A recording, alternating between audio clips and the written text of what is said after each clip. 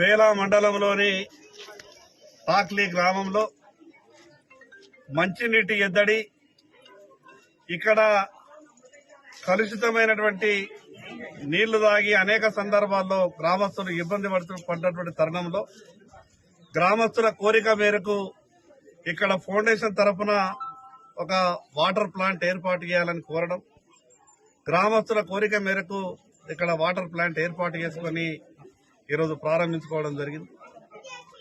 ప్రజల ఆరోగ్యం బాగుండాలంటే ప్రజలంతా కూడా స్వచ్ఛమైన నీరు తాగాల్సినటువంటి అవసరం ఉంది. మనిషికి ఏ రోగం వచ్చినా కూడా దాదాపు 90% రోగాలు మంచినీటి పరిశుభ్రత లేని కారణంగానే రోగాలు వచ్చేటటువంటి అవకాశాలు ఉంటాయి. ఈరోజు ప్రజలకు మంచినీళ్లు అందియాలన్నటువంటి ఒక ఆలోచనతోనే ఈ గ్రామంలో ఈ యొక్క వాటర్ ప్లాంట్ ఏర్పాటు